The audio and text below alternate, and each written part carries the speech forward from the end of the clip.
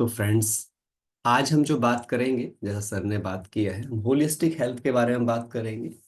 और holistic health में अगर हम देखें तो आज डब्ल्यूएचओ भी ये कहता है कि हेल्थ की डेफिनेशन क्या है। हेल्थ की डेफिनेशन केवल बॉडी नहीं है, माइंड, बॉडी एंड स्पिरिट, तीनों चीजें है ना, जब एक सूत्र में बंध जाती हैं तब हमारी हेल्थ प्रॉपर होती है। आज अगर आप अपने आप से कुछ सवाल पूछें, जो मेरा अनुभव कहता है, वो ये कहता है, आप मुझे बताइए, सोल की वजह से बॉडी जिंदा है या बॉडी की वजह से सोल जिंदा है? ये सवाल पूछने का है आपको अपने आप से। हम सभी अपने आप से इस सवाल को जरूर पूछें, है ना?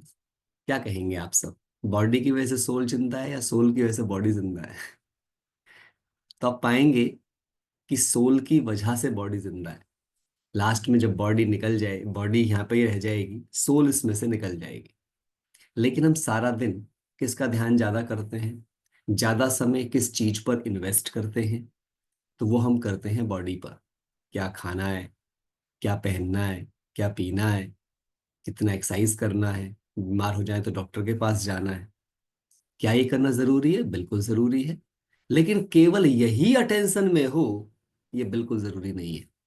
क्योंकि अगर आज आप डॉक्टर्स को विजिट करेंगे, आप सब मेरी बात से सहमत होंगे कि 90% से ज्यादा बीमारियां साइकोसोमेटिक हैं। यानी आपके मन के कारण पैदा होती हैं, मन के तनाव के कारण पैदा होती हैं, मन की चिंताओं के कारण पैदा होती हैं, मन के डर के कारण पैदा होती हैं, मन में उत्पन्न भय के कारण पैदा होती हैं, मन के बोझों के कारण पैदा होती हैं। और ये जो बोझ होते हैं, ये वस्तुओं के नहीं होते हैं, वस्तुओं के प्रति आपके विचारों के होते हैं। ये किसी प्रकार के धन के बोझ नहीं होते हैं, धन के प्रति जो हमारी लालसाएं होती हैं उनके होते हैं। जो कंपैरिजंस हमारे अंदर बसे हुए होते हैं उनके होते हैं। सफल होने के लिए कंपैरिजन करना कभी जरूरी नहीं है, जो कि कहीं ना कहीं बचपन से हमारे अंदर एक नींव में डाल दिया जाता है। बी ए कॉम्पिटिटर, है ना, कंपेयर विद अदर्स, देखो वो कितना आगे निकल गए, देखो तुम कितना पीछे रह गए, टाइप जो हमारी चीजें होती हैं।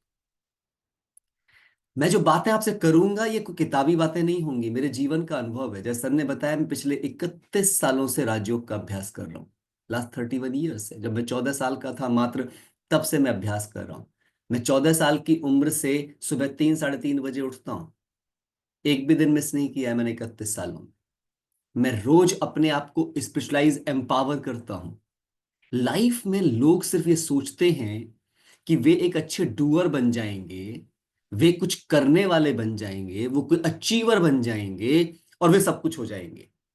पर कभी आपने ईमानदारी से अपने आप से एक सवाल पूछा है कि जहां आप पहुंचना चाहते हो, जो वहां पहुंच गया है, क्या वो वहां पहुंचकर अपने को संपूर्ण महसूस कर रहा है? Just ask one question to the self. कहीं पहुंचना बुरी बात नहीं है, लेकिन कहीं पहुंचकर मैं खाली तो नहीं रह जाऊंगा। कहीं ऐसा तो नहीं होगा कि मैंने जिंदगी का समय कहीं पहुंचने में लगा भी दिया और मैं वहां पहुंच के भी मुझे लगा, अरे यहां पहुंच के भी क्या पाया, यहां पहुंच के भी क्या पाया। दो बातें मेरी आप बहुत ध्यान से समझना, बहुत गहरी चीजें हैं ये, जिन्होंने मेरी लाइफ चेंज की है। एक शब्द होता है समझ, एक शब्द होता है संग्रह। आप समझते हैं या आप संग्रह करते हैं?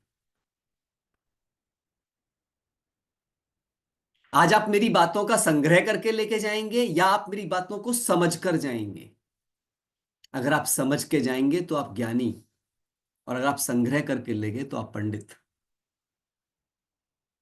ज्यादातर दुनिया किताबों से संग्रह कर रही है, शास्त्रों से संग्रह कर रही है, सत्संगों से संग्रह कर रही है, थॉट से संग्रह कर रही है, टॉक से संग्रह कर रही है, और संग्रह करके इकट्ठा करके जाके बस दूसरे को बता दे रही है, but implementation just nothing. Memorize उन्हीं को करना पड़ता है फ्रेंड्स, कि जो क्या काम करते हैं, जो संग्रह करने की नीति में होते हैं, उन्हें याद करना पड़ता है। और जो समझ जाते हैं, उन्हें याद नहीं करना पड़ता है, वो समा जाते हैं। लिख लो एक सेंटेंस को, समझते हैं तो समाते हैं। और समाने की शक्ति जिस इंसान में आ जाए, उसके रिश्ते सुंदर हो जाते हैं, उसका जीवन सुंदर हो जाता है। उसे मुश्किलें कभी भी मुश्किल में डाल ही नहीं सकती। क्यों? क्योंकि उसके अंदर पावर ऑफ एडजस्टमेंट आ जाती है। मैं पावर ऑफ कॉम्प्रोमाइज शब्द इस्तेमाल नहीं कर रहा हूं, एडजस्टमेंट इस्तेमाल कर रहा हूं। रिश्तों की सुंदरता, मैं क्यों बात कर रहा हूं रिश्तों की सुंदरता की? हमें कई बार ऐसा लगता है कि मेरी हेल्थ केवल अच्छा सा न्यूट्रिशन खाने से, केवल अच्छी सी एक्सरसाइज करने से, डॉक्टर विजिट करने से हो जाएगा। ध्यान से सुनना मेरी बात को।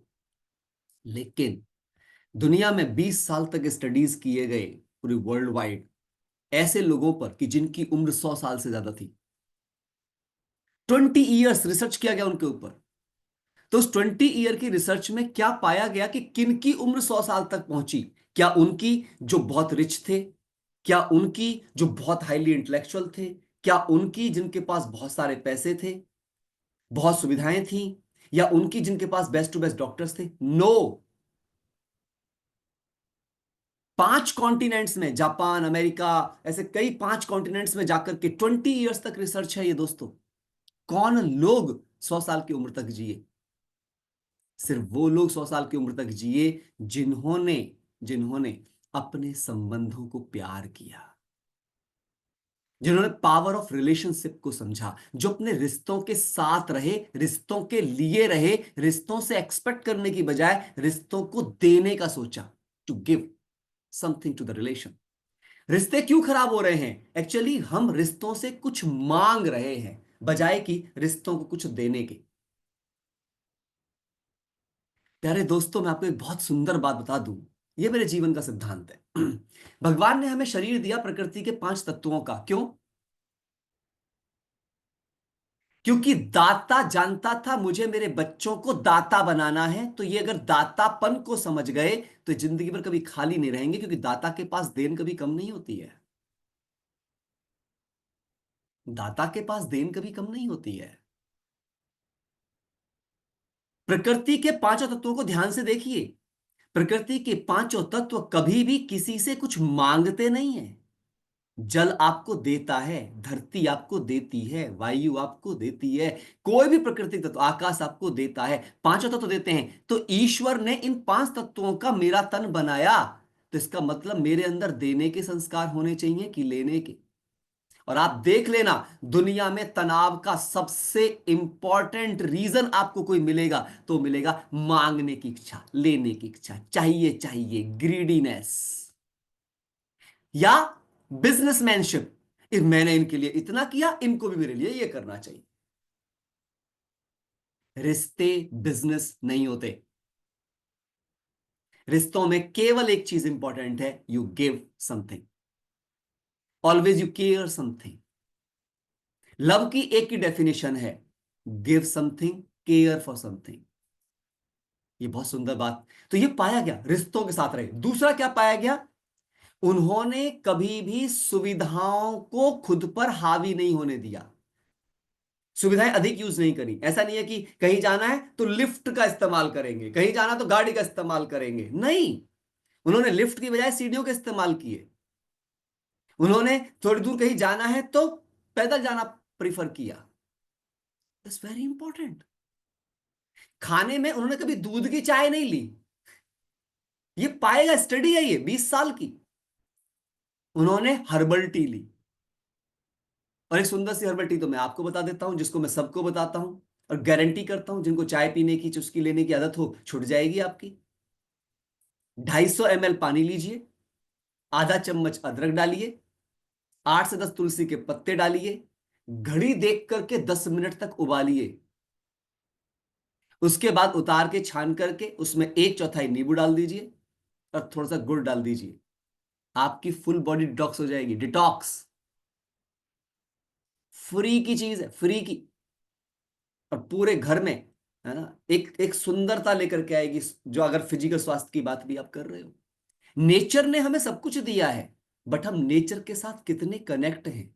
और नेचर के साथ कनेक्ट कौन हो पाएगा? जो नेचर की एक इंटेंशन को समझ पाएगा, टू गिव। दाता बनो, सिर्फ देने वाले बनो दोस्त। अभी जब मैं आपके इस शब्द पे, तो पहली चीज मैं आपको यही बोलूंगा कि अगर हमें लॉन्ग लाइफ जीना है तो किसी को देते हुए जियो, लेने की इच्छा से खुद को मुक्त करो, और मैं आपको सही बताऊं, हम तो इस बिजनेस के अंदर भी, वहां पर भी एक ही सुंदर सी बात है, help others to help yourself. दूसरों की मदद करना ही मदद लेना है। आपको मदद चाहिए नहीं, यू डू, आप सिर्फ करो, ईश्वर आपकी अनेकों बार करेगा। जैसे बीज बोएंगे वैसे फल आएंगे। जब आप एक बीज बोते हो, ध्यान से सुनना मेरी बात को, एक बीज बोते हो तो पेड़ पर एक फल नहीं आता है, सैकड़ों आते हैं। तो कांटे का बीज बोओगे तो सैकड़ों कांटे आएंगे, और आम का बीज बोओगे तो सैकड़ों आम आएंगे। उसी प्रकार शुभ कर्मों के बीज बोओगे तो अनेक शुभ कर्म करने वाले आपके सहयोगी बन जाएंगे। अगर कोई भी, है ना, ऐसा काम करोगे जो शुभ नहीं है, जो अच्छा नहीं है, तो डेफिनेटली आपको फिर वो कांटों के रूप में अपनी जिंदगी में चुभते हुए नजर आएंगे। तो कैसे मैं अपनी आत्मा को ऊंचा करूं, कैसे मैं अपनी आत्मा को शक्तिशाली बनाऊं, जिसके ऊपर आधारित है मेरी पूरी बॉडी। अभी आप सोचो, आपका ये हाथ है, मैंने हाथ से कहा मुट्ठी बंद करो, मैंने हाथ से कहा मुट्ठी बंद करो। अगर मैं ना कहूं तो ये मुट्ठी बंद नहीं हो सकती। इट मींस कोई है जो कहने वाला है। पहले आपको थॉट आएंगे, तब वो थिंग्स में कन्वर्ट होंगे। सो दोस्तों, अगर थॉट का कंट्रोल सही हो गया, अगर थॉट राइट डायरेक्शन ले गया, इमोशंस राइट डायरेक्शन ले गए, तो डेफिनेटली मेरी पूरी बॉडी राइट डायरेक्शन ले जाएगी। कोई बोलता है एक्सरसाइज करो, कोई बोलता है डिसिप्लिन में रहो, कोई बोलता है ये कर लो, कोई बोलता है वो कर दो। इसमें रोकता कौन है आपको? आपके थॉट्स, आपके इमोशंस, आपकी अंडरस्टैंडिंग्स, आपकी विल पावर। विल माना आत्मविश्वास। आज तक कभी किसी ने कहा शरीर सम्मान, शरीर गौरव, शरीर विश्वास, शरीर बल? नहीं। क्या कहा गया? आत्मविश्वास, आत्मसम्मान, आत्म गौरव, आत्मबल। मेरे प्यारे दोस्तों, यदि आत्मा बलवान हो गई तो शरीर ऑटोमेटिकली वैसे ही उसे फॉलो करेगा। Body follows the soul, soul doesn't. लेकिन हम क्योंकि सोल को भूल गए, हम खुद को ये बॉडी ही समझने लगे, जबकि हम वो नहीं हैं। हम मैं और मेरे के बीच के अंतर को भूल गए। एक शब्द है मैं, एक है मेरा। नाम मेरा है, मैं नाम नहीं हूं। ये अंडरस्टैंडिंग बहुत इंपॉर्टेंट है to be a good spiritual personality. जब तक मैं और मेरे के बीच का अंतर नहीं समझेंगे। हमने क्या सोचा, मैं प्रमोद कुमार हूं। Sorry gentleman, I am not Pramod Kumar, my name is Pramod Kumar. I acquired the name of Pramod Kumar. I acquired the degree of physics lecturer. I acquired the doing something. मैंने जो कुछ भी कर रहा हूं मैं, उस करने को मैंने एक्वायर्ड किया है। आज जितने टाइटल्स मेरे ऊपर हैं, ये टाइटल्स मेरे ऊपर हैं, मैं इन टाइटल्स से अलग हूं। प्रेशर किसका क्रिएट हो रहा है? इन टाइटल्स को बचाने का प्रेशर क्रिएट हो रहा है मेरे दोस्तों। मेरा एक शब्द लिख लेना आप, if you are egoless then you will be united, but if you are egoistic, आप हमेशा बटे हुए रहोगे, यूनाइट हो ही नहीं सकते। ईगो ऑलवेज डिवाइड्स, क्योंकि ईगो में क्या है, मैं ऊंचा वो नीचे, मैं अच्छा वो बुरे, वो ऐसे मैं वैसा। ईगो ऑलवेज डिवाइड्स यू, बांटेगी। अहंकार सदा आपको बांटेगा, निरहंकारिता सदा आपको यूनाइट करेगी। निरहंकारिता समानता लाएगी, इक्वलिटी लाएगी, एंड इक्वलिटी आपको ऊंचा करेगी। एक बड़ा सुंदर शब्द है, क्राइस्ट ने कहा है, जो बहुत सुंदर शब्द लगता है मुझे हमेशा। धन्य है वो जो आत्मिक रूप से दरिद्र हैं। ये बहुत प्यारा स्टेटमेंट है, समझ में नहीं आता है। धन्य है वो जो आत्मिक रूप से दरिद्र हैं। कहने का मतलब क्या है? जो आत्मिक रूप से भरे नहीं बैठे हैं, जिन्होंने आत्मा को खाली करके रखा हुआ है, खुला करके रखा हुआ है, जिन्होंने किन्हीं टाइटलों के बोझ, संग्रहों के बोझ, अपने अमीरी के बोझ, अपने ऊंचेपन के बोझ, अपनी कास्टों के बोझ आत्मा पर नहीं डाले हुए हैं, जो चीजों की अमीरी में गिरे नहीं हैं। धन्य है वो लोग जो आत्मिक रूप से ऐसे हैं। आज मैं आपको एक बात बताऊं, जब मैं सुबह जिस दिन सर ने मेरे पास ये टॉपिक भेजा, मैं उसी दिन से थोड़ा चिंतन कर रहा था, माइंडफुल मॉर्निंग। अब इसके दो मतलब है। आपका माइंड किससे फुल है?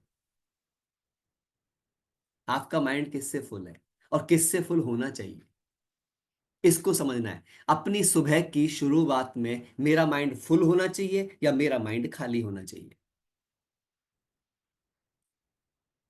मैं टॉपिक बहुत अच्छा है, इसके मीनिंग बहुत डिफरेंट डिफरेंट है। मैं कुछ बात आपको स्पिरिचुअलिटी की फॉर्म में बताने वाला हूँ। और जितने लोग ओके वीडियो अभी भी ऑन नहीं है, वीडियो ऑन करके बैठो, डायरी पेन लेके बैठो। आज आपको पता नहीं है कि आप क्या कुछ मिस कर जाओगे यदि आपने चलते फिरते इसको एक रेडियो की तरह सुना तो। रेडियो मत बनाओ अपने इस सेशन को, है ना। Make it possible. अभी मैं आपको जो बता रहा हूं क्यों माइंडफुल की बात, आपको सच बताऊं, माइंड को मुझे खाली रखना है। दुनिया कहती है खाली दिमाग शैतान का घर, लेकिन मैंने पाया है। आप एक बात बताओ, क्या कहते हैं साइलेंस में? अपने मन को सब विचारों से खाली कर दो, तब आप कनेक्ट करेंगे ना। खाली मन में ही गॉड बसेगा। जो मन पहले से ही भरा हुआ है चीजों से, वहां गॉड आके कैसे बैठेगा? कैसे बैठेगा? मन को तो शांत करना है, जिन विचारों से, जिन भावनाओं से, जिन पूर्वाग्रहों से ये मन भरा पड़ा है। अगर मैं इस मन को थोड़ा एम्प्टीनेस दूं, तो इसमें नए विचारों का जन्म होगा, इसमें नई सुंदर भावनाओं का जन्म होगा।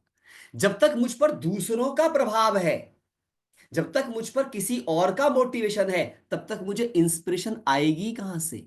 मोटिवेशन लेना बुरी बात नहीं है। आज ही मैं जो आपको कर रहा हूं, मेरा मकसद आपको बिल्कुल मोटिवेशन देना नहीं है। इवन देन मैं आपको बताऊं, मुझे जब कोई मोटिवेशनल स्पीकर बोलता है तो मुझे कभी अच्छा नहीं लगता। मुझे अच्छा लगता है जब कोई मुझे कहता है यू आर अ रियलाइजेशनल पर्सनैलिटी। मेरा मकसद है, बिकॉज रीजन है दोस्तों। आप लिखिए 3 वर्ड अपनी लाइफ डायरी के अंदर, ART। Life is an art. और आर्ट में जो पहला वर्ड है, that is A is awareness. आपको अवेयरनेस कोई दे सकता है, बट आप अवेयर होना चाहेंगे नहीं होना चाहेंगे, ये आप पर डिपेंड है। और अवेयरनेस का सेकंड वर्ड जो आर है, उसका मतलब है रियलाइजेशन।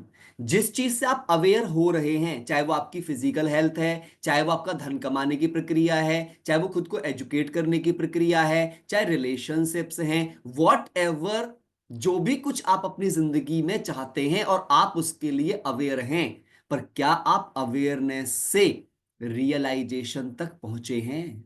क्या वो आपको रियलाइज भी है? जैसे किसी आदमी को गुस्सा आता है, लेकिन क्या उसे ये पता है कि गुस्सा बुरी चीज है? ये रियलाइज है या केवल ये पता है?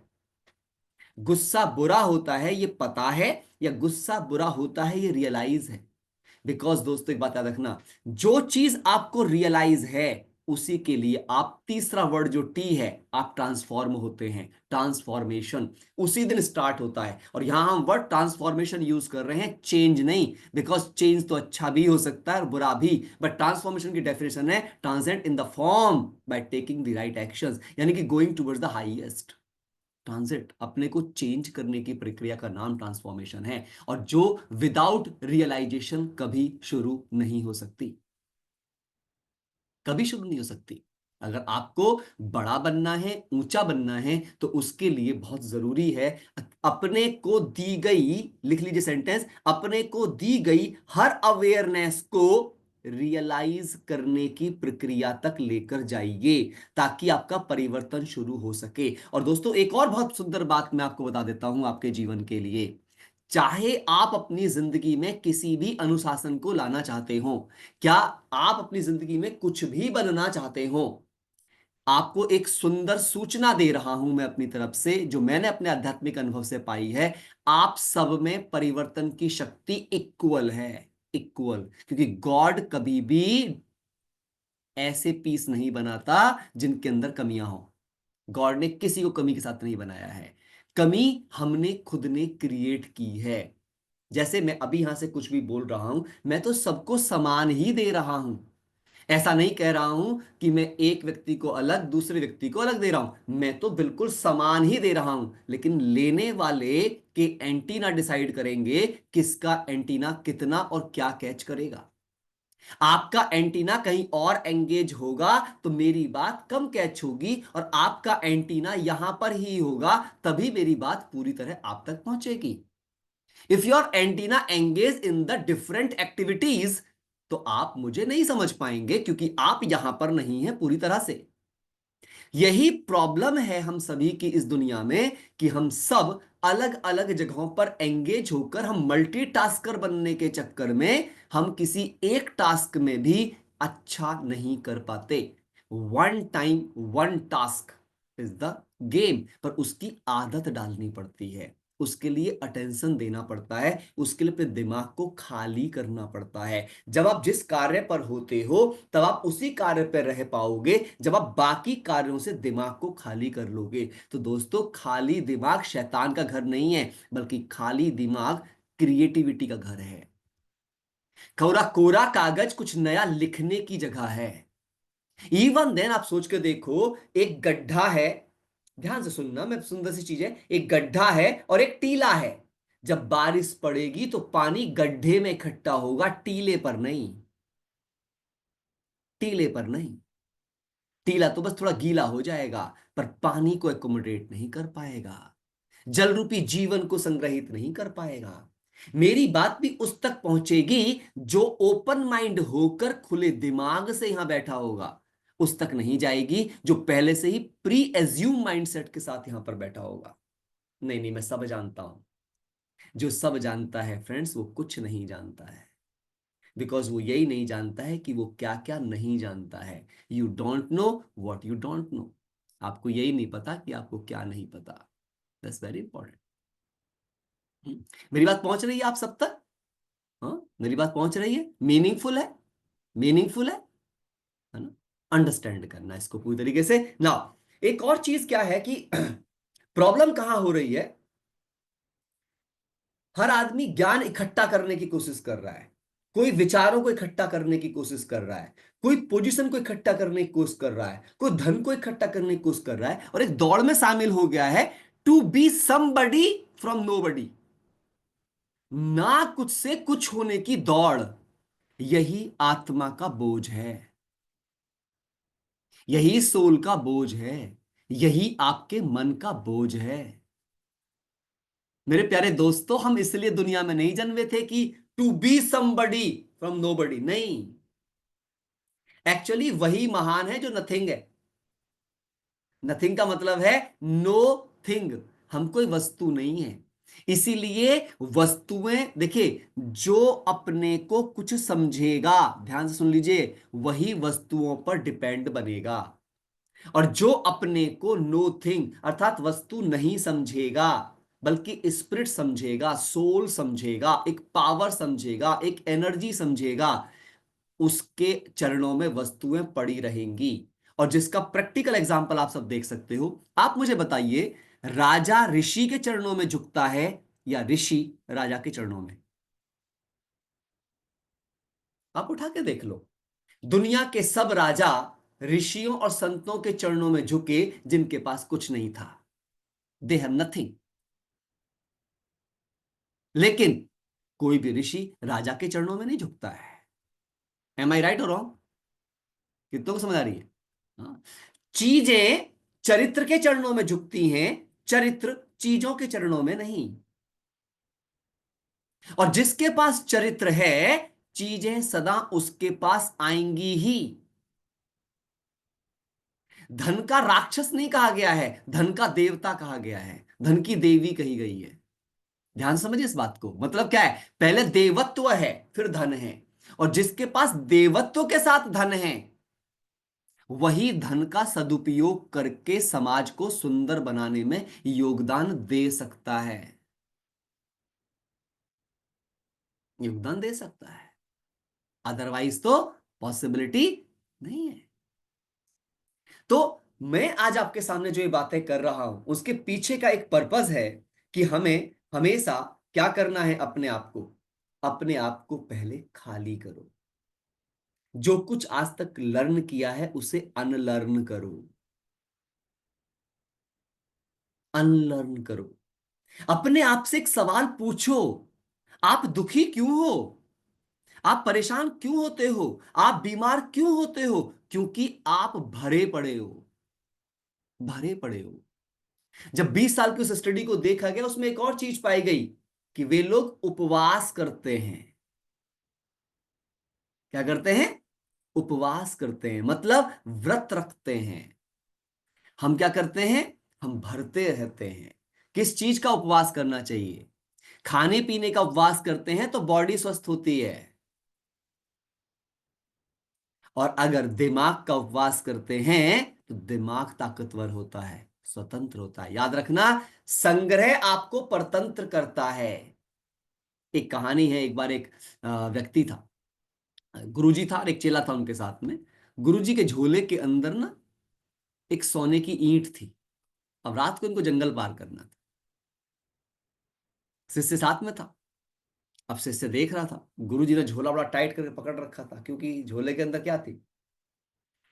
है ना, सोने की ईंट थी भाई। तो अभी क्या हुआ, एक जगह वो कुएं के पास रुके थोड़ा पानी वानी पीने के लिए।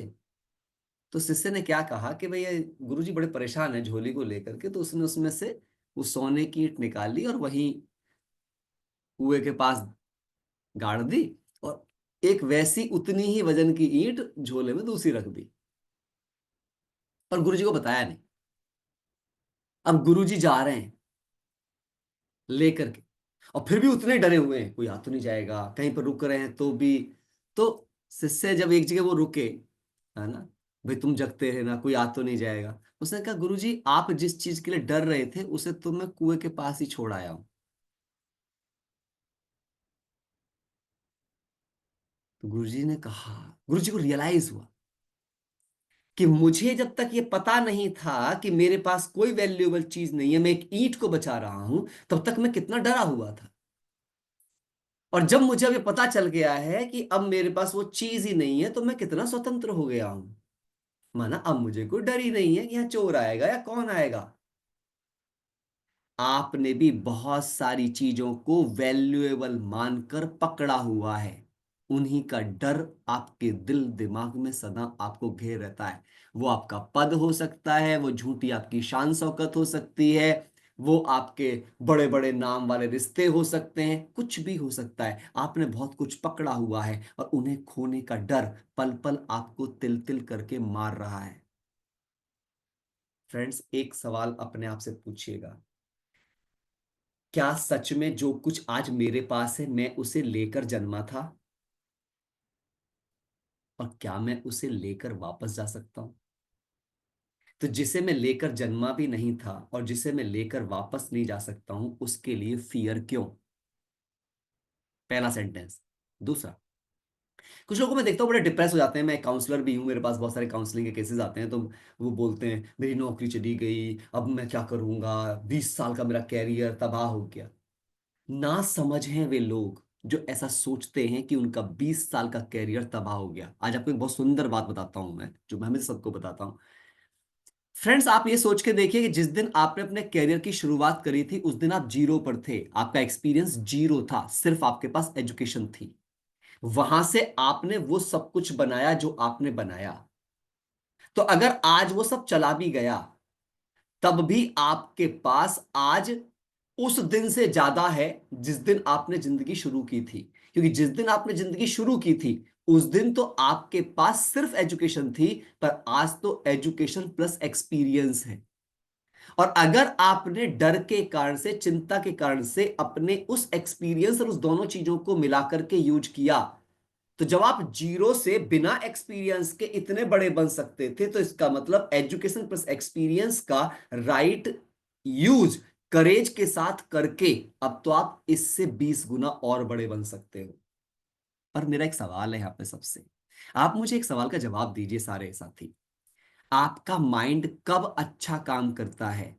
जब वो दुखी, अशांत, डरा हुआ, परेशान होता है, या जब वो खुश, राजी, शांतचित और अच्छा होता है? पूछो अपने आप से आप सवाल। Happy mind is so creative. Happy mind सब कुछ कर सकता है। दोस्तों, आपकी मेमोरी हैप्पी माइंड के टाइम पर आपकी मेमोरी अच्छी होती है, ना कि एंग्री माइंड। ना कि एंग्री माइंड। कहते हैं क्रोध तो बुद्धि को खा जाता है और खुशी बुद्धि का विकास कर देती है। तो स्पिरिचुअली एम्पावर होना इसलिए जरूरी है क्योंकि स्पिरिचुअल एम्पावरमेंट आत्मबल को बढ़ा देता है, आत्म अनुशासन को बढ़ा देता है। लिख लीजिए एक बात, दो प्रकार का अनुशासन होता है दोस्तों। एक होता है फोर्स्ड डिसिप्लिन, एक होता है सेल्फ डिसिप्लिन। लाइफ में ड्रीम वही लोग अचीव कर पाते हैं जो सेल्फ डिसिप्लिन्ड होते हैं, ना कि वे लोग जो फोर्सली डिसिप्लिन्ड होते हैं। है ना, हमारे मेंटोर के बारे में अभी बता रहे थे, सुमित जी के बारे में। है ना, वो हमेशा एक बात बहुत अच्छी कहते हैं, जब तक कोई भी काम आपसे करवाया जा रहा है तब तक आप कर नहीं रहे हो, आपसे करवाया जा रहा है। जिस दिन आप वही काम पूरी ईमानदारी से लगातार खुद करने लग जाते हो, समझ लेना आपके बड़े बनने की शुरुआत हो चुकी है। आप ऐसे बनने की शुरुआत हो चुकी है कि अब आप इस दुनिया के लिए यूजफुल बन चुके हो। याद रखना, जब तक आपको फोर्सली कोई डिसिप्लिन कर रहा है तब तक आप एक नौकर से ज्यादा कुछ नहीं हो, तब तक आप एक गुलाम से ज्यादा कुछ नहीं हो। और जिस दिन जो अच्छी चीजें हैं जो आपके एम्स के लिए रिक्वायर्ड हैं, जिस दिन वो आपका आत्म अनुशासन बन जाएं, जिस दिन वो आपकी पसंद बन जाएं, जिस दिन वो आपका इंटरेस्ट बन जाएं, आप समझ जाइएगा अब दुनिया में आपकी हार असंभव है। You are going to win anything and everything in the world. आप कुछ भी जीत सकते हैं दोस्तों, कुछ भी। इसलिए कहा गया है आत्म अनुशासन सफलता की कुंजी है। और आत्म अनुशासित व्यक्ति ही डिटरमाइंड हो सकता है, दृढ़ हो सकता है। मैंने पीछे एक बात बोली थी, अब मैं यहां पे कनेक्ट करूंगा उसको, कि हम सब में परिवर्तन की शक्ति बराबर होती है, ईश्वर ने किसी को कम ज्यादा नहीं दी।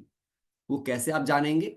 आप ये सोच लीजिए कि जिस कार्य को आज आप नहीं कर पा रहे हो, हम कहते हैं ना मैं ये कर नहीं पाता हूं, अभी अपने सवाल पूछना, अगर उसी काम को करने के लिए मुझे रोज के 1 लाख रुपए दिए जाएं तब मैं कर लूंगा क्या, नहीं करूंगा? क्या बोलेंगे? तुरंत कर लेंगे जी, कुछ भी सीख लेंगे, कहीं चले जाएंगे। इसका मतलब यह था आप में करने की कैपेसिटी थी, लेकिन उसका रिवार्ड आपको रियलाइज नहीं था टू डू दैट, उसे करने के लिए। कोई बोलता है मैं सुबह उठ नहीं पाता हूं, मैं 4 बजे नहीं उठ पाता हूं, या मैं 5 बजे, जो भी whatever time you like to.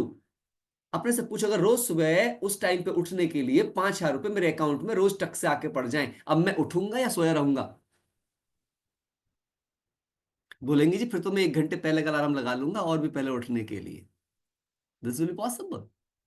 और आपको बता दूं कि 5,000 तो छोड़ो, 50,000 पढ़ सकते हैं यदि 1 घंटा जल्दी उठना शुरू कर दो, क्योंकि टाइम इज मनी।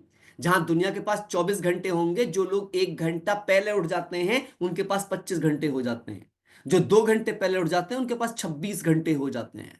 मैं रोज सुबह 3 साढ़े 3 बजे उठता हूं तो मेरे पास तो 26 27 घंटे हो जाते हैं to do anything and everything in my life. So ईश्वर ने समय, प्रकृति जो वो दे सकता था सबको बराबर दी है, लेकिन कौन उनका utilization to the highest level करेगा और कौन कम लेवल करेगा, ये उसकी समझ और संग्रह नीति पर निर्भर करेगा। यदि आपको सिर्फ इकट्ठा करने की आदत है, आप इजी गोइंग हैं, आपको आसानी से सब कुछ चाहिए, तो आप समझ जाइए कि आप लाइफ में कुछ बड़ा कर पाने में असक्षम ही रहने वाले हैं, असक्षम ही रहने वाले हैं। और एक और कहानी बड़ी प्यारी है जो हम सबको समझ जाना चाहिए, क्योंकि देखिए, बिजनेसेस में कहा जाता है कि आपकी इच्छाएं हो, बर्निंग डिजायर्स हो, लेकिन उस बर्निंग डिजायर का होना और इच्छाओं का होने में एक डिफरेंस होता है। मैं एक बहुत गहरी स्पिरिचुअल आपको चीज बताने वाला हूं। आप किस माइंडसेट के हैं आपको सोचना है, बहुत सुंदर बात है। और अगर आपने समझ लिया, ओवरऑल हेल्थ आपकी शानदार हो जाएगी, क्योंकि फिर आप इतने डिसिप्लिन हो जाएंगे कि आपको अपनी बॉडी के लिए जो करना पड़े आप करेंगे। एक्सरसाइज करनी है 1 घंटा तो करेंगे आप, आपको डाइट पे कंट्रोल करना है, जीव के गुलाम नहीं बनना है, आप बनेंगे। आपको जो काम करने के लिए कहा जाए वो करेंगे आप अपनी कंसंट्रेशन फुल वहां पर डाल पाएंगे आप। पर कब? जब आप इस स्टोरी को आप थोड़ा समझने का प्रयास कीजिएगा। एक फकीर एक राजा के पास गया, बहुत गहरा मतलब है इसमें। फकीर एक राजा के पास गया और जाकर के राजा से कहा, राजन मुझे ना आपसे कुछ मुझे भिक्षा चाहिए। उसने कहा ठीक है, पर मेरी एक शर्त है, शर्त सहित भिक्षा चाहिए। बोले बताओ भाई क्या है शर्त? बोले मेरा जो ये पात्र है भिक्षा का, ये भरना चाहिए, मुझे खाली नहीं चाहिए, चाहे आप इसे किसी से भी भरो, आप इसे आटे से भरो, दाल से भरो, चावल से भरो, रत्नों से भरो, पर ये मुझे भरा हुआ चाहिए। तो राजा ने कहा कि कैसा बंदा है, छोटा सा बर्तन ले रखा है और राजा से कह रहा है कि ये भरना चाहिए, ऐसी क्या बात है जो भरे नहीं। बोले भाई भर दो इसको, रत्नों से भर दो इसे, कोई सस्ती चीज मत देना, सारे हीरे मोती ही देना है इसको, इसके बर्तन में भर के। अब जैसे ही उसमें हीरे मोती डाले सब गायब। उसके बाद में फिर और हीरे मोती डाले, वे भी गायब। फिर सोना चांदी, राजा का पूरा राज्य का धन खत्म हो गया, पर वो पात्र भरने में ही ना आए। सब दाल चावल भी खत्म हो गए। अब तो राजा को बड़ी टेंशन हो गई, ये क्या है भाई। तो उसके चरणों में पड़ गया, भाई तू क्या है, तेरा बर्तन क्या है, क्या चक्कर क्या है कौन, मेरे को ये तो बता। ये बर्तन भरता क्यों नहीं है। कह रहा राजन मैं खुद कंफ्यूज हूं, या भरता ही नहीं है, मुझे नहीं पता। तो पूछा भाई तने बर्तन लिया कहां से था। कह रहा ये मैंने शमशान घाट से एक आदमी की खोपड़ी पड़ी हुई थी, वो ले ली थी, उसी का मैंने पात्र। मैसेज क्या है, ये इंसान की खोपड़ी कभी भरती नहीं है, ना किसी ज्ञान से, ना किसी शास्त्र से, ना पैसों से, ना प्राप्तियों से, ना संबंधों से। बस चाहिए चाहिए चाहिए चाहिए में ही घिरा रहता है, घिरा रहता है। बट इंपॉर्टेंट देने का नहीं सोचता है, सिर्फ चाहिए चाहिए चाहिए। दिल सदा देना चाहता है, दिमाग सदा लेना चाहता है। इसलिए दुनिया दिल वालों की कही गई है, दिमाग वालों की नहीं। संबंधों में इसलिए दिल की बात कही जाती है, दिमाग की नहीं। जिनके दिमाग ज्यादा चलते हैं उन्हीं के दिमाग ज्यादा फेल होते हैं। स्ट्रेस है ना दिमाग में क्रिएट होता है, दिल को ले बैठता है। इसलिए दिल की सुनना सीखो, दिल को सुधारना सीखो। भगवान को भी दिलाराम कहा गया है, दिमाग राम नहीं कहा गया है, दिलाराम कहा है। हनुमान ने भी दिल में दिखाया राम को, दिमाग फाड़ के नहीं दिखाया कि दिमाग में बैठा है, दिल में बैठा है। This very important. और जिसके दिल में प्रेम भरा है उसे हार्ट अटैक तो आ ही नहीं सकता, आ ही नहीं सकता। जिसके दिल में दूसरों के लिए शुभ भावनाएं, उसे हार्ट अटैक जिंदगी में आ ही नहीं सकता, क्योंकि उसके दिल में तो है ही देना, कुछ लेना है ही नहीं। दिल उनका संकुचित सिकुड़ जाता है जिन्हें कुछ चाहिए, जिन्हें कुछ चाहिए। टाइम तो वैसे पूरा हो गया है, 7 बज गया है। सर 10 मिनट और सर अच्छा। Please. So that's very important. तो हमें समझना है इस बात को कि हमारी लाइफ में हम अपने आप को किस दिशा में लेकर जा रहे हैं। तो मैं आपसे क्या कहना चाहता हूं, एक बहुत सुंदर सी बात मैंने आज लिखी भी आप सबके लिए, कि कैसे पहचानेंगे कि आपका माइंड राइट चीजों से फुल है या रॉन्ग चीजों से फुल है। माइंडफुल मॉर्निंग कर रहे हैं ना हम, तो अपने माइंड की फुलनेस को आपको चेक करना है। यदि आपका माइंड फुल है डिजायर्स से, तो रॉन्ग चीज से फुल हो गया है। और लेकिन यदि आपका माइंड फुल है कि मैं ये जो कुछ भी चाहिए वो किसी के लिए चाहिए, देना है, मैं सिर्फ ले इसलिए रहा हूं कि मुझे सिर्फ देना है, तो आपका माइंडफुल है राइट एटीट्यूड से। That is right attitude. कुछ लोग हैं जिन्हें सिर्फ खुद के एंजॉय भोगना के लिए चाहिए, जो सिर्फ भोगना चाहते हैं। कुछ हैं जो सेवा चाहते हैं, क्योंकि हमारा धर्म ही सेवा है, हम पैदा ही सेवा के लिए हुए हैं, और कोई कारण ही नहीं हमारे पैदा होने का। और यही कारण है कि आप देखो आप जितने काम जिंदगी में करते हो बचपन से लेकर बुढ़ापे तक, हर एक को सेवा नाम दिया गया है। माँ बाप की सेवा, या माँ बाप द्वारा बच्चों की सेवा। शुरू में माँ बाप बच्चे की सेवा करेंगे, फिर बच्चा माँ बाप की सेवा करेगा। आदमी नौकरी पे जाएगा तो उसे भी सेवा कहा गया है, तभी रिटायरमेंट को सेवानिवृत्ति कहा गया है। हमारा जन्म हुआ ही सिर्फ सेवा के लिए है। टीचर क्या कर रहा है, टीचिंग की सेवा कर रहा है। दुकानदार क्या कर रहा है, दुकान पे ग्राहकों की सेवा कर रहा है, तभी ग्राहकों को देवता कह रहा है। इस धरती पर हर इंसान पैदा ही सेवा के लिए हुआ है, पर वो मेवा खाने के चक्कर में सेवा भूल गया है। आज तक मुझे एक इंसान इस धरती पे दिखाओ जो भोगने से सुखी हुआ हो, योग से सुखी हुआ है, देने से सुखी हुआ है, मदद करके खुश हुआ है। सब अपनी आंखें बंद करो, यहां पे जितने भी साथी हैं, सब अपनी आंखें बंद करो 1 मिनट के लिए, बंद करो और अपने दिल पे हाथ रखो, अपने दिल पे हाथ रखो सब, और अपने आप से एक सवाल पूछो, जब मैं किसी को कुछ देता हूं, किसी की मदद करता हूं, तो मुझे ज्यादा खुशी होती है, या जब मैं मांगता रहता हूं, चाहता रहता हूं, लेता रहता हूं, तब मुझे खुशी होती है? क्या जवाब आया अंदर से सोचो, हाथ हटाओ। कितनों को मजा आया कि मैं देख करके ही मजा आता है, लेके नहीं? सबको आया ना? तो बस दो, दो, दोगे तो बढ़ेगा, दोगे तो बढ़ेगा। दाता के पास देन कभी कम नहीं होती, कम नहीं होती। देने से दिल बड़ा होगा, देने से दिल की नलियां अपने आप खुल जाएंगी, अपने आप। बांटोगे तो बढ़ेगा। देखो आप चेक करो, कहते हैं ज्ञान बांटोगे तो बढ़ेगा, प्रेम बांटोगे तो बढ़ेगा, हाँ कि ना? ज्ञान बांटने से बढ़ता है। आपने कुछ सीखा, किसी को सिखा दिया, आपका और अच्छा हो गया। आपने दूसरों को प्यार दिया, बदले में प्यार मिलेगा। आप स्माइल पास करो, आपको स्माइल मिलेगी।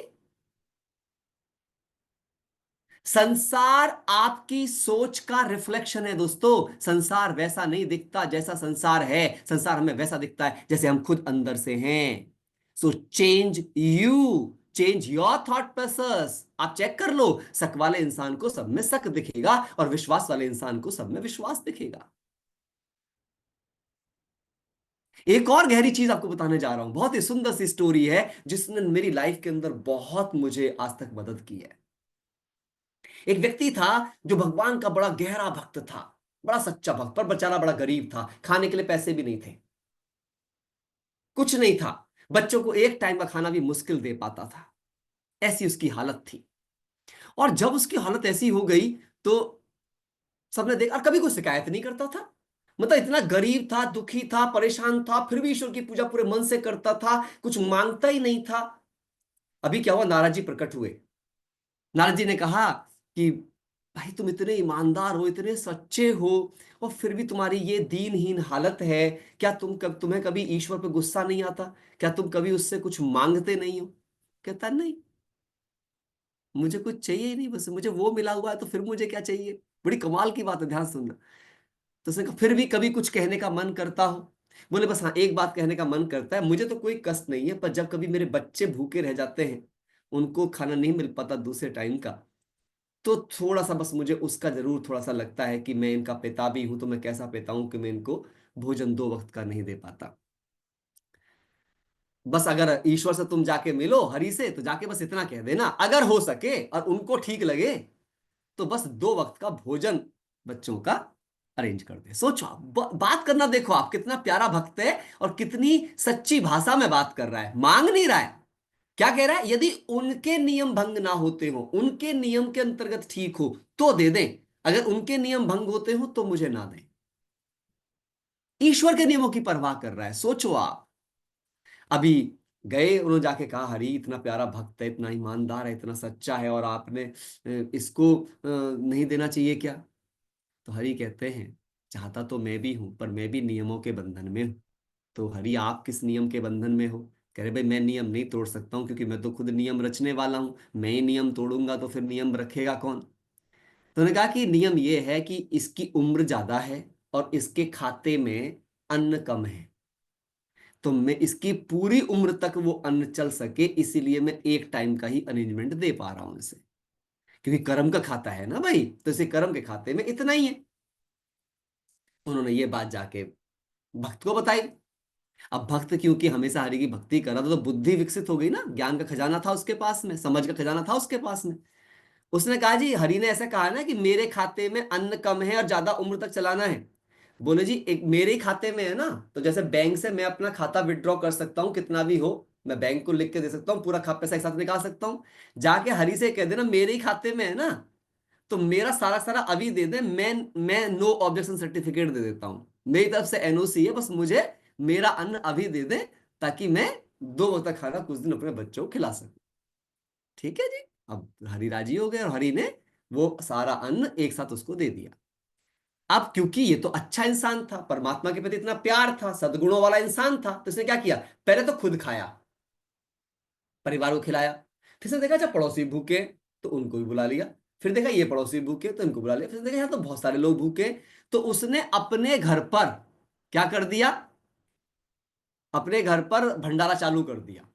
और भंडारा चालू करने से अब लोग आए जा रहे हैं, खाए जा रहे हैं, खाए जा रहे हैं। अब नारद जी को टेंशन हो गया।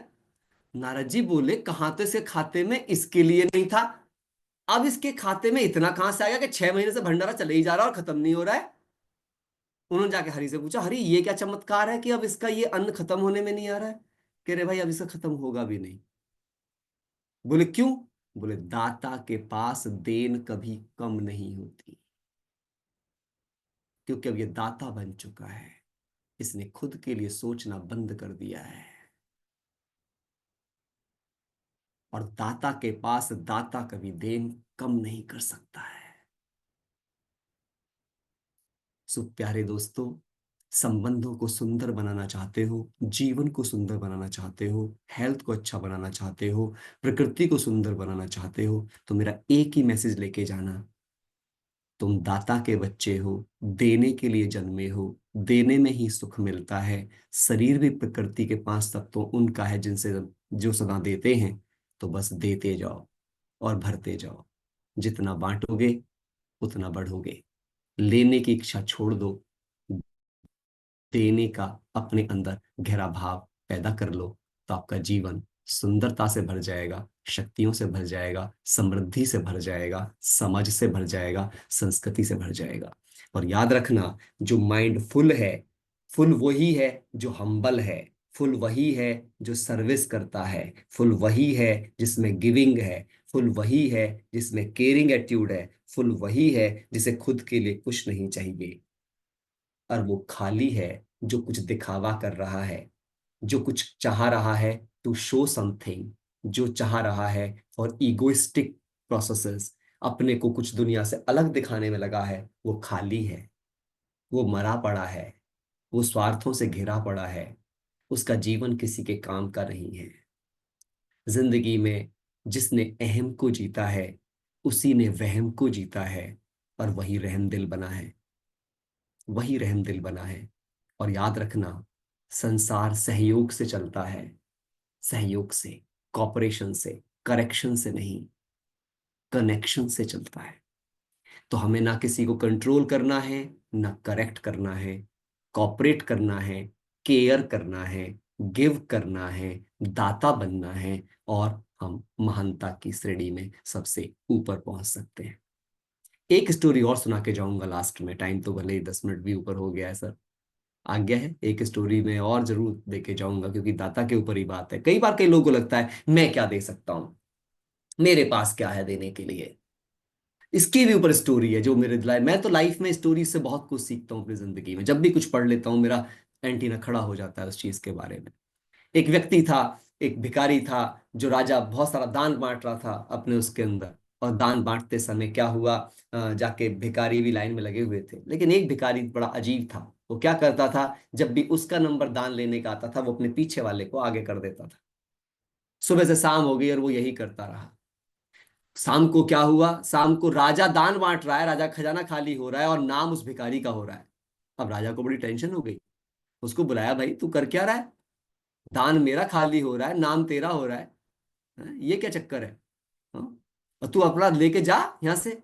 तो वो बड़ी सुंदर बात बोलता है, वो बात मेरे दिल में घर कर गई। हे राजन, तुम्हारे पास तो देने के लिए बहुत कुछ है और देने का तुम सुख ले सकते हो, मेरे पास तो देने के लिए बस मेरा चांस ही है, इसलिए बस मैं अपना चांस देने का सुख ले रहा हूं।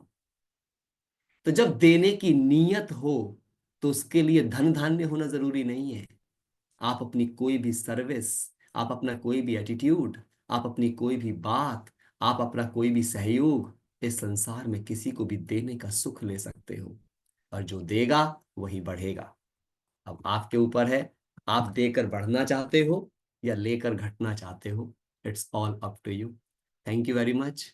आप सबने मुझे बुलाया, होप सो मैंने आपके समय का आदर किया हो। मैंने आप सबने जो समय दिया है उस समय का आपको लाभ मिला हो। Thank you and bye. Thank you sir. अद्भुत अद्भुत अद्भुत, अरे वाह सर, आपने तो हमारे माइंडफुल मॉर्निंग परिवार के एक एक सदस्यों की एक एक कोशिकाओं को हिला के रख दिया। अद्भुत सर, अद्भुत, बेमिसाल। Thank you sir, sir. Thank you सो हमारा पूरा मच। माइंडफुल मॉर्निंग परिवार आपके इस उद्बोधन के लिए, इस सर्वोत्कृष्ट उद्बोधन के लिए हमेशा साधुवाद से भरा रहेगा, साधुवाद देता रहेगा। बहुत बहुत धन्यवाद सर, बहुत बहुत आभार कि आपने सुबह सुबह इतने पल हमारे माइंडफुल मॉर्निंग परिवार के लिए निकाला। बहुत बहुत धन्यवाद सर। मित्रों, अभी आप सुन रहे थे बीके प्रमोद कुमार जी को, जो आपको समग्र स्वास्थ्य के बारे में सचेत कर रहे थे, जागरूक कर रहे थे। उम्मीद है आपको यह सेशन अच्छा लगा होगा। इसी तरह से प्रतिदिन दोस्तों हम लोग 6:05 पर आते हैं और कुछ न कुछ अच्छे जीवन के लिए सीखते हैं, प्रेरित होते हैं। तो यहीं पर आज सेशन को हम संपन्न करते हैं। कल पुनः ठीक इसी समय 6:05 पर मिलेंगे। बहुत बहुत धन्यवाद दोस्तों, यहीं पर हम सेशन को थैंक यू पूरा सर। करते हैं। थैंक यू, आपने मुझे बहुत बहुत सेवा का धन्यवाद सर, मौका दिया। और बहुत बहुत मैं धन्यवाद बस सर। ऐसे ही चाहता हूँ कि मेरे को तो अच्छा लगता है आप सबके साथ कुछ अरे सेवा सर, करने का अवसर मिला। बहुत बड़ी कृपा किया सर आपने, बहुत बहुत धन्यवाद सर, ईश्वर, धन्यवाद God ji. Is great. God is great. ठीक thank sir, you. Thank you so much. Thank you all. Okay sir. आप पूरा कर दीजिए मीटिंग सर हाँ यहीं जी, हाँ पर। जी।